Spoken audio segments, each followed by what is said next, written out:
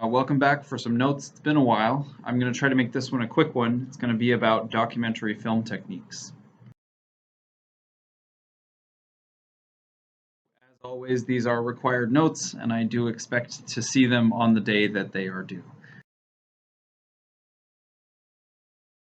You know that we are making or we're working on making a documentary film for a project, and so this is the beginning of that. By the end of this lesson, you should be able to understand the basic vocabulary for documentary film techniques, vocab that I will be using in class. And also, you should be able to prepare yourself to identify and use these techniques in our work in the classroom. So you should be able to see them in other people's work as well as use them in your own work as we start working on your documentary films.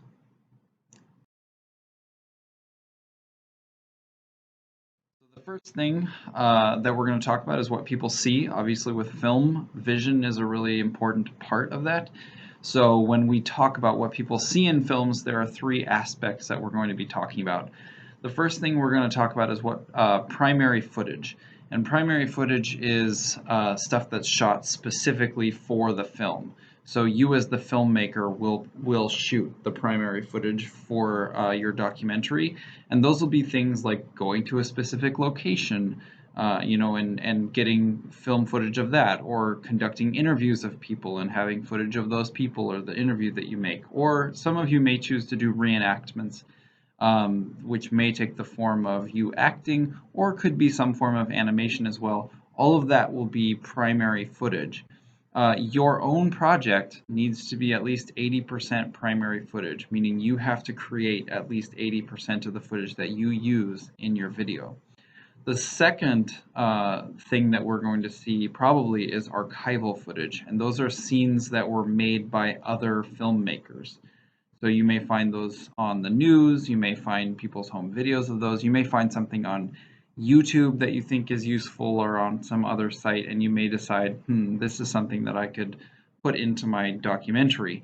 However, you need to make sure that you have permission to use those things. You can't just take them and assume that it's okay to use them. So you can, by permission, use archival footage, but you can only have 20% of your film be archival footage, which is actually quite a bit.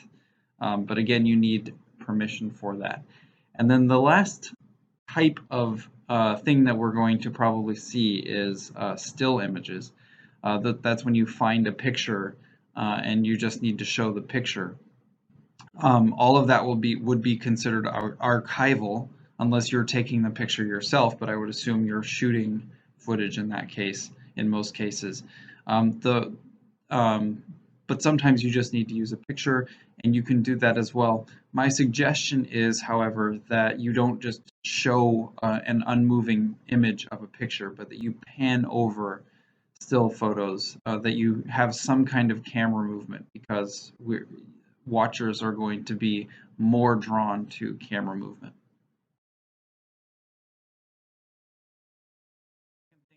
We're going to talk about is what people hear. Obviously, in movies, we're focused not only on what we're seeing, but how we're hearing it. And there are a couple of ways that you're going to be probably using most of your auditory hearing resources during your video. So the first is possibly through dialogue. When you've got two or more people speaking to each other, that might happen during an interview. You might script it in some cases. An interview would be unscripted usually, and then sometimes you might have a reenactment that you script where people are speaking to each other. You might also have narration, which is when one person is describing an important aspect of whatever you're talking about, right? Like, and usually it's said over the top of some kind of video that's going on. So you're showing a video of one thing and you're narrating over that. And all of that would be scripted.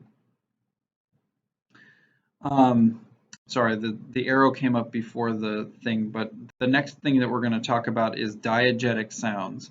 And so there's diegetic and non-diegetic. We'll get to non-diegetic in just a second, but diegetic are sounds that come directly from the location that you're showing. So let's say you're, showing a fireplace. Then the diegetic sounds would be things like, the crackling of the fire, or, if somebody's poking at the sound of the falling ash or something like that. All of it coming from whatever you're shooting.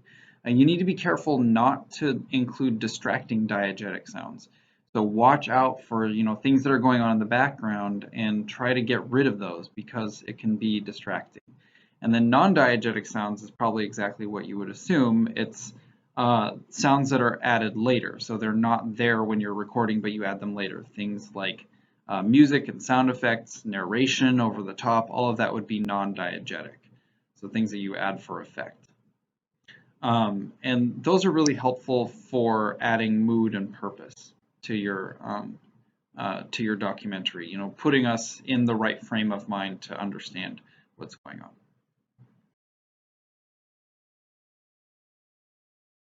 Third documentary film technique is what people are going to read. So, watching the video and hearing the video are one thing, but another thing in documentary films is that people read a lot of things, or, you're expected to read the screen. So we're going to look at subtitles and labels. A lot of times you're going to need to add additional information to the image so that people know what they're looking at. And so you subtitle that or you label it. And that can also be helpful for you to cite your sources, since you're going to be using a lot of information that you've researched. Then try to cite your sources with subtitles and labels. Tell us who's talking or who came up with this information. That kind of thing is really helpful, so you don't have to work it into your script. And then the other thing that we might be reading are graphics. So you might include images and charts and graphs, so that when we're listening to you narrate something, it's being augmented or added to by information that's on the screen that you've created. So you either need to create your own images or charts or graphs, or you need to use them. If you're going to use something that you find, you need to use it with permission or use it adequately. So cite it.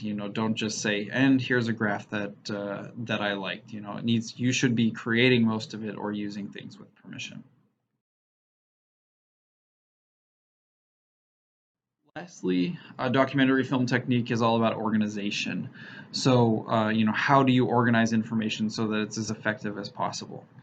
So you got to think about the sequence of things. You can't just slap things through the documentary and say, okay, and now I've given you all the information. You really want to think about what's the order that you use the elements that we've discussed, or that I've discussed with you earlier.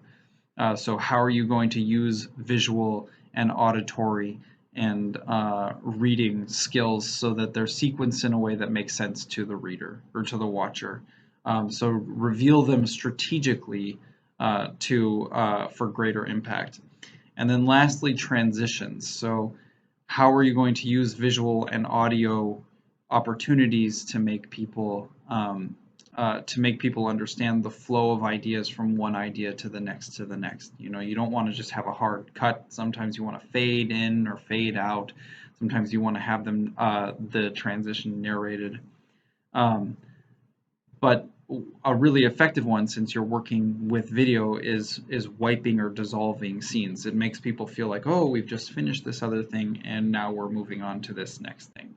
And so with those 4 techniques, you should be able to start piecing together what a documentary film should or could look like, and start to figure out how they work or how they will work in your own documentary. Oh, sorry. Last thing, surprise, cohesiveness. And that's cohesiveness is giving a consistent look and feel to your whole film. I apologize for wrapping things up and adding one more thing, but make sure that your documentary film has consistency, cohesiveness. It all hangs together. Cohesiveness is when things stick together. So they look the same, or they look similar, they feel similar, and that makes people feel like they're not being thrown from one thing to another, but they're really being taken on a journey. And now, with that, you should be ready to notice these 4 techniques and the subsections of these techniques, but also attempt to use them in your own work.